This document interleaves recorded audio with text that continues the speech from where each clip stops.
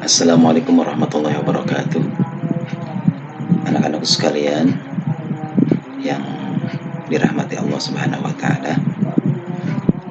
Pada pertemuan kali ini kita melanjutkan pembahasan tentang terjemah akhlak. Terjemah kitab Akhlak lil Banin bab 6 sampai dengan bab 10. Kita mulai dari bab 6, yaitu tentang anak yang jujur. Bapak akan bacakan. Muhammad seorang anak yang jujur. Ia takut kepada Allah dan ia mematuhi segala perintahnya. Pada suatu hari berkata kakak perempuannya, yaitu Su'adah, "Wahai saudaraku, sesungguhnya ayah kita telah keluar dari rumah. Maka marilah kita buka lemari makanan untuk kita makan apa-apa yang ada di dalamnya daripada makanan yang lezat, karena ayah tidak akan melihat kita." Maka Muhammad menjawab, "Benar sekali wahai saudaraku, sesungguhnya ayah kita tidak melihat kita, akan tetapi apakah engkau mengetahuinya bahwa sesungguhnya Allah lah yang melihat kita? Maka hati-hatilah semisal perbuatan tercela ini, karena sesungguhnya kalau engkau mengambil sesuatu dengan tanpa ridho ayahmu, maka sesungguhnya Allah murka terhadapmu dan dia kelak akan memberi hukuman kepadamu. Maka takutlah Su'adah dan malu atas keburukan niatnya, dan berkata, benar kata-katamu wahai saudaraku, dan aku bersyukur sekali atas nasihat yang baik, ujar Su'adah." Anak-anakku sekalian yang soleh dan solehah, kita perlu mencontoh sikap Muhammad dalam kisah tadi, di mana Muhammad mempunyai sifat yang sangat terpuji, yaitu sifat jujur.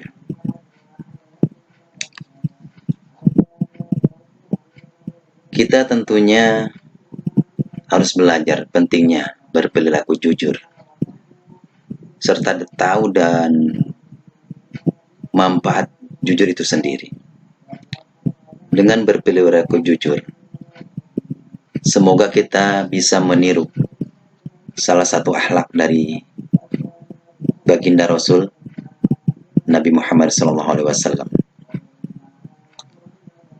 Beliau sebagai seorang utusan bagi umat manusia tentu mempunyai perilaku atau akhlak yang terpuji, yang layak ditiru oleh umatnya. Di antara perilaku atau akhlak terpuji dari Nabi Muhammad SAW adalah jujur, sehingga beliau mendapatkan gelar Al-Amin karena sikap jujur yang melekat pada dirinya. Dalam setiap tindakan dan perbuatannya, beliau selalu jujur dalam melaksanakannya. Semenjak kecil, Nabi Muhammad SAW terkenal dengan kejujurannya, baik mulai dari ketika beliau ikut berdagang sampai menjadi pemimpin. Beliau selalu jujur dalam menjalankan pekerjaan dan perintah yang diberikan kepadanya. Perilaku jujur yang melekat dan tercermin dalam keseharian beliau tentu saja harus bisa kita tiru juga dalam keadaan sekarang. Mulai dari berkata dan berbuat jujur kepada diri sendiri, kepada orang tua, kepada guru-guru kita, teman-teman, dan semua orang yang ada di sekitar kita. Manfaat dari sikap jujur itu banyak sekali. Di antaranya orang yang mempunyai sifat jujur tentunya akan disayang oleh Allah Subhanahu wa taala, akan disenangi oleh orang tuanya, akan disenangi oleh guru-gurunya, dan akan disenangi oleh teman-temannya. Berkata dan berbuat jujur akan membawa keuntungan. Berbeda dengan kita berkata dusta atau bohong yang mendatangkan kerugian baik bagi diri kita maupun bagi orang lain. Semoga kalian bisa menerapkan perilaku dan sikap jujur dalam kehidupan kalian sehari-hari. Anak-anakku sekalian yang soleh dan soleha, selanjutnya kita membahas bab yang ketujuh, yaitu tentang anak yang taat. Bapak akan bacakan kisahnya. Hasan adalah seorang anak yang taat.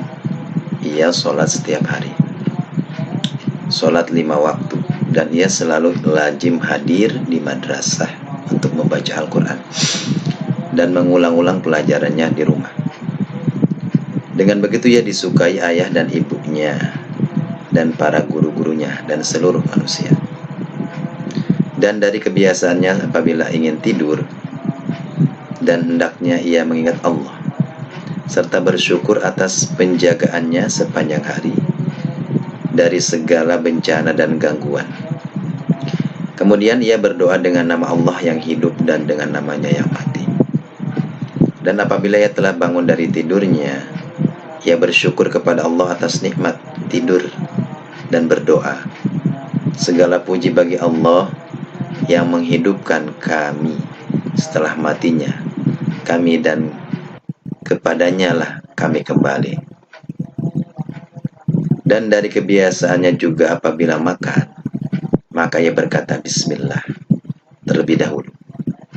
Dan apabila ia selesai dari makannya, ia bersyukur atas nikmat makan, karena sungguhnya ia mengetahui bahwa Allah yang memberikan makanan kepadanya.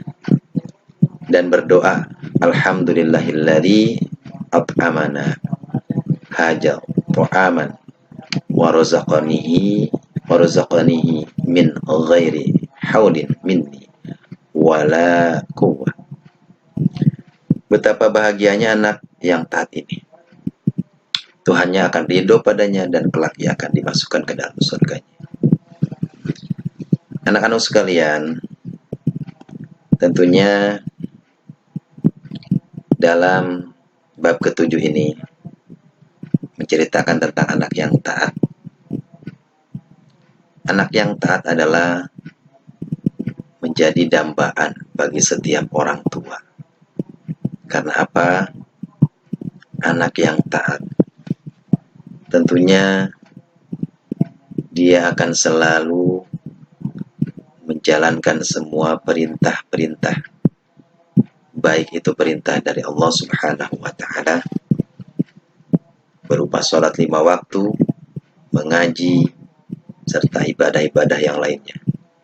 Juga dia akan taat dan patuh kepada perintah orang tuanya.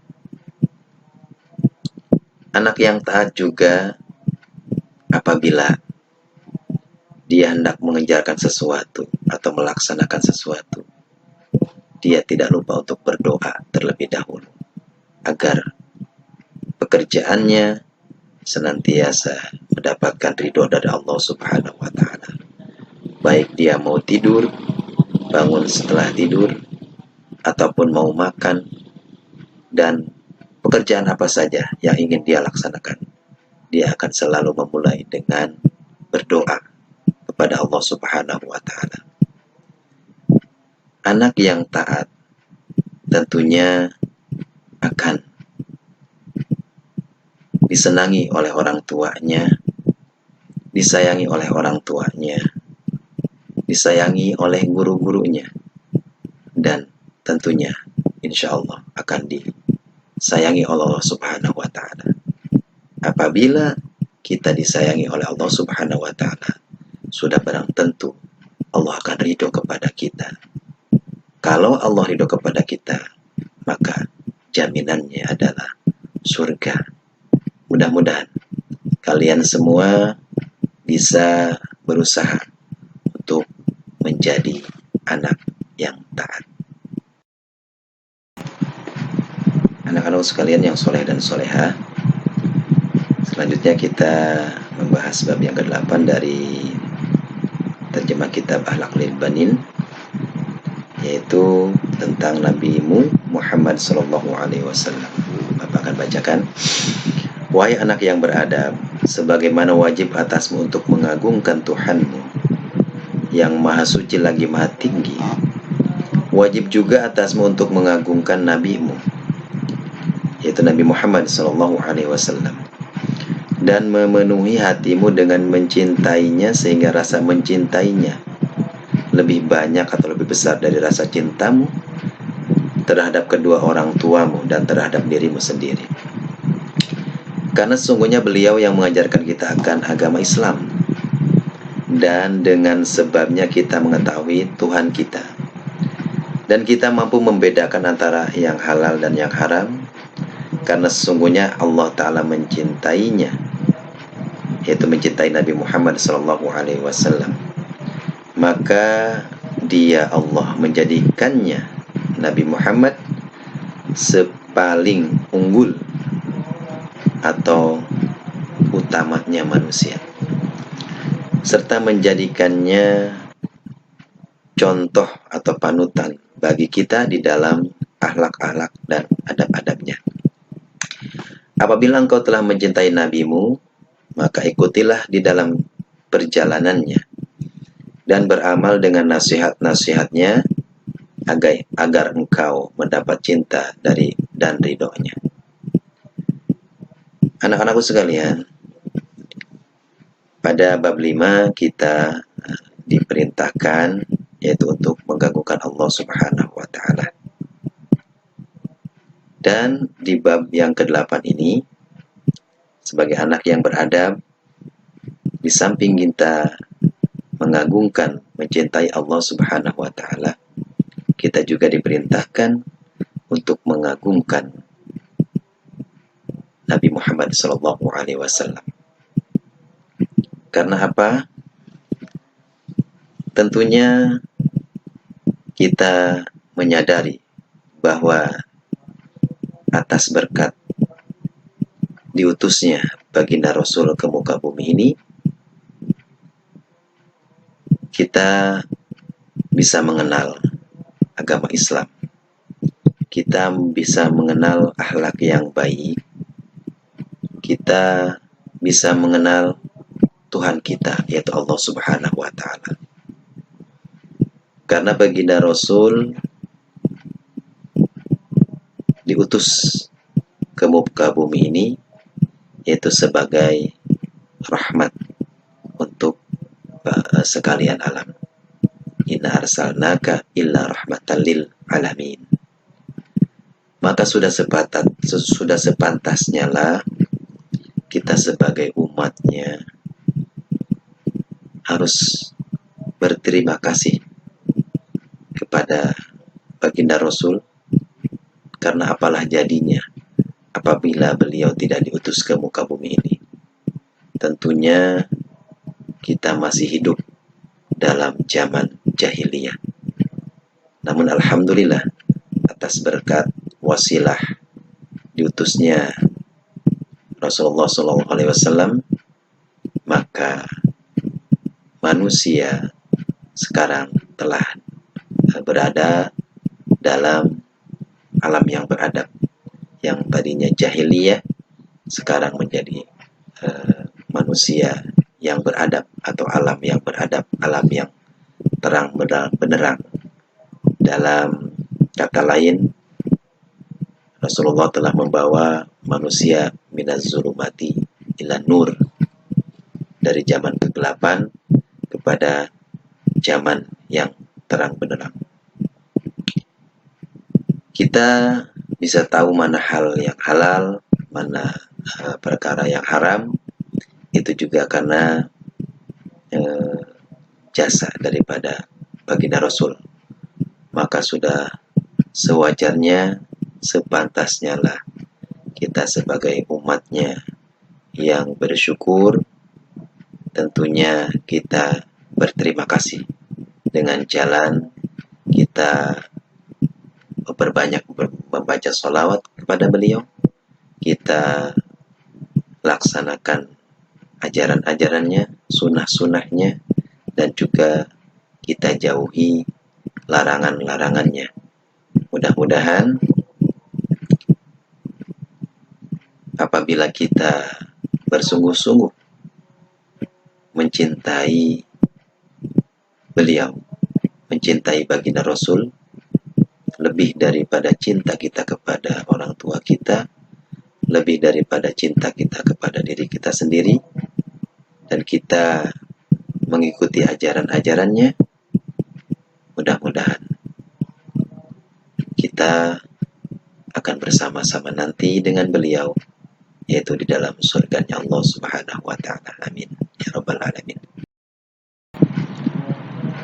Anak-anak sekalian yang soleh dan soleha, selanjutnya kita memasuki bab yang ke-9, yaitu tentang akhlak di rumah. Bapak bacakan poin-poinnya. Wajib atas seorang anak untuk memperhatikan adab di dalam rumahnya dengan menghormati kedua orang tuanya dan saudara-saudara laki-lakinya ataupun kepada saudara perempuannya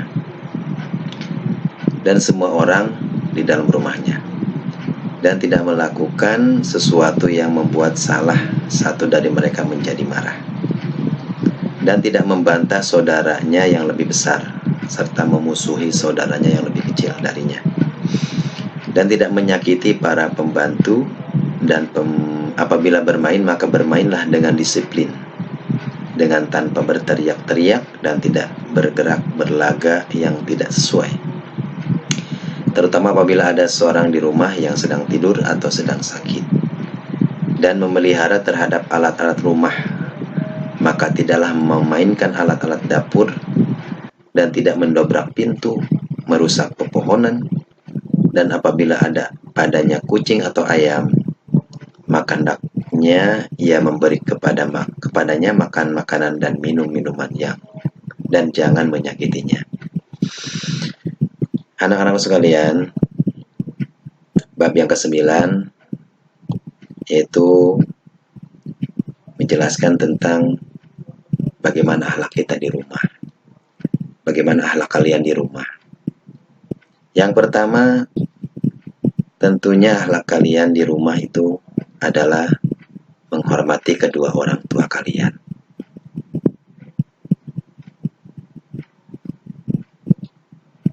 Kemudian yang kedua, menghormati kepada saudara laki-laki atau saudara perempuan kalian yang lebih tua dari kalian. Dan yang ketiga, kalian juga harus mengasihi serta menyayangi kepada saudara atau adik-adik kalian yang lebih kecil dari kalian. Kemudian yang keempat, kalian juga harus mempunyai adab atau akhlak terhadap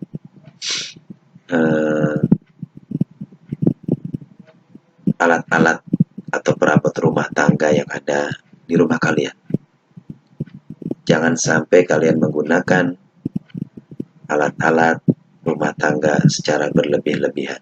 Gunakan seperlunya, dan juga jangan sampai menggunakan alat rumah tangga atau perabot rumah tangga untuk bermain, sehingga menimbulkan kegaduhan di rumah kalian masing-masing. Dan juga adab kalian di rumah, jangan sampai kalian yaitu menjadi pemicu kemarahan bagi saudara-saudara kalian yang lain. Dan kemudian ada kalian terhadap pembantu, kalau ada pembantu, jangan sampai kalian menyuruh pembantu dengan kata-kata yang tidak pantas. Kemudian terhadap binatang peliharaan, kalau ada, berilah binatang peliharaan kalian, ayam ataupun kucing dan lain sebagainya, berilah mereka makanan dan juga minuman dengan baik. itulah sebagian dari akhlak yang harus kalian laksanakan di rumah kalian masing-masing. Yang paling utama adalah hormat dan taat kepada orang tua kalian.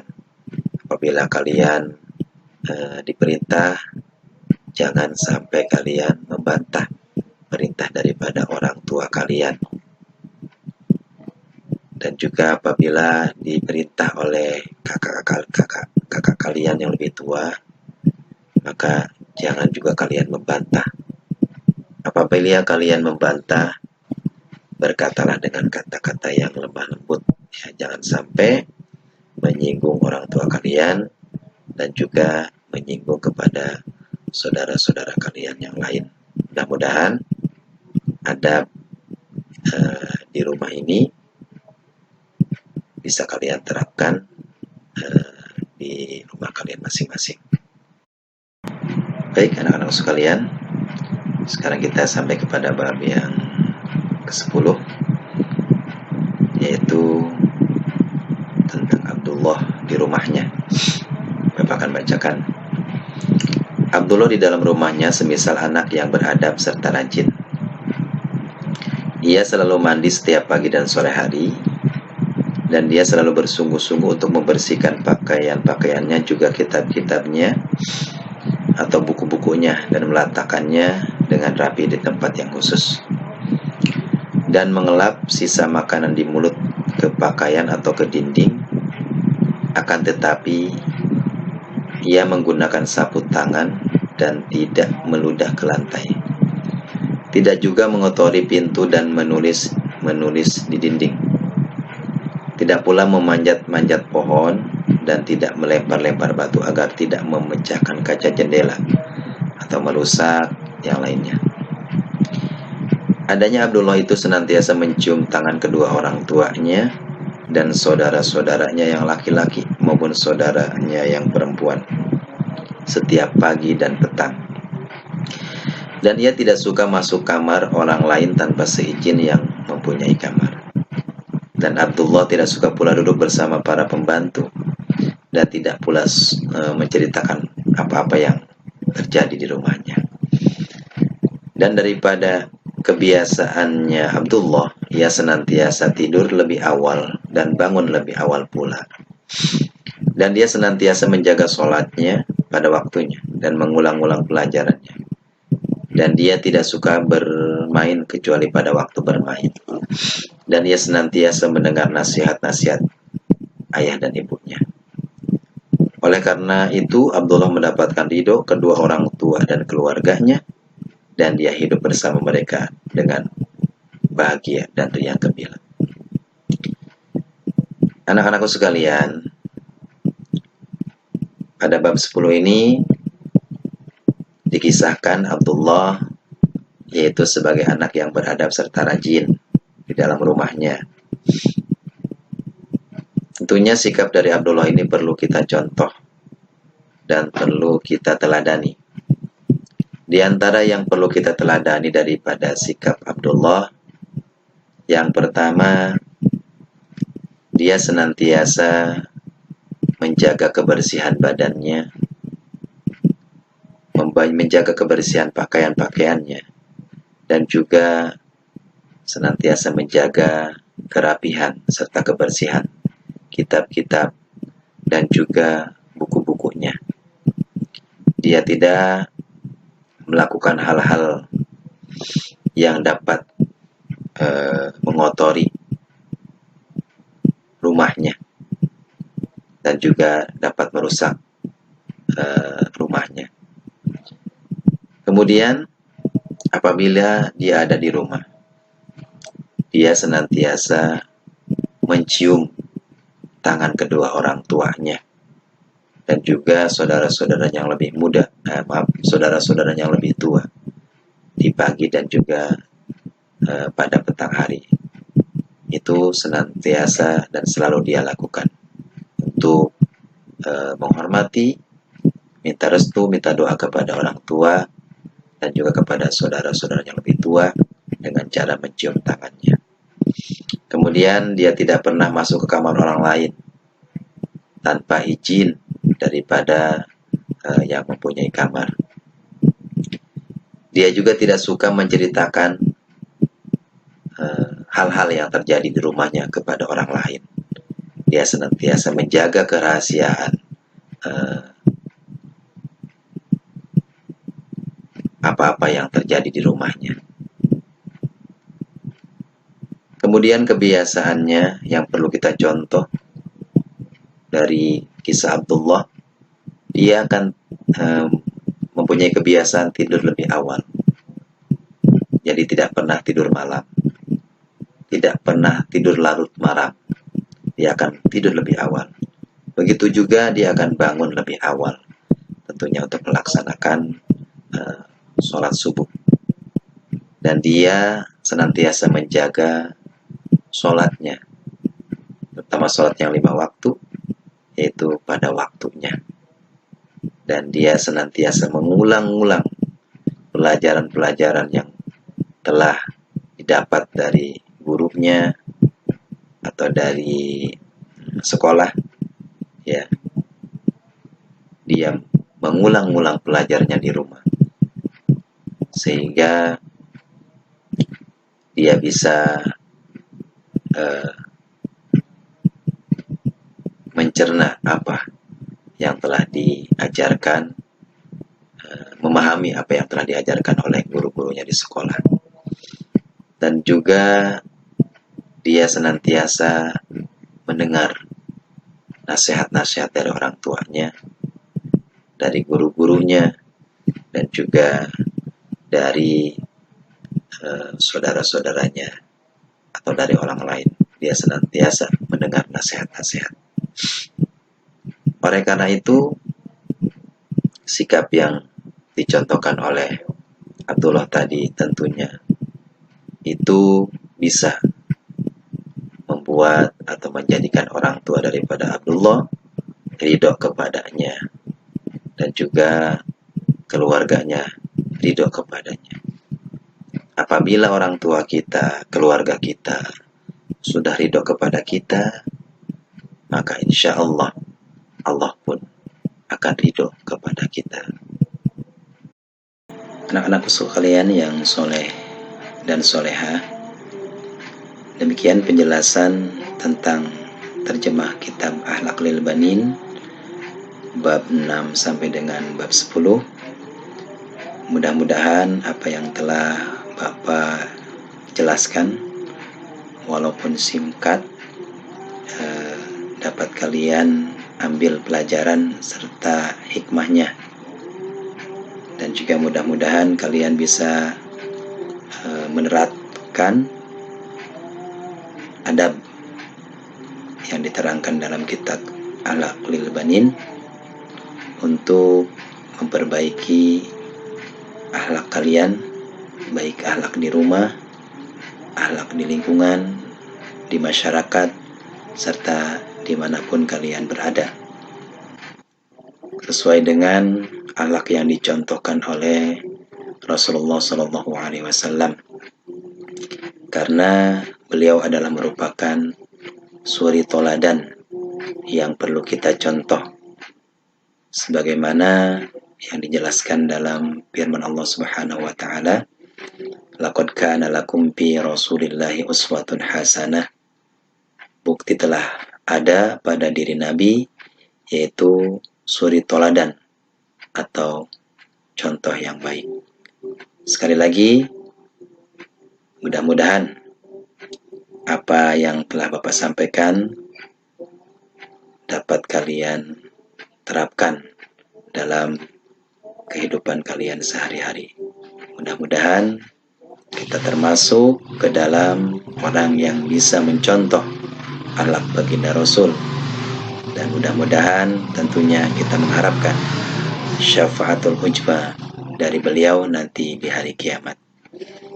Wallahu muwaffiq ila aqwamit thariq.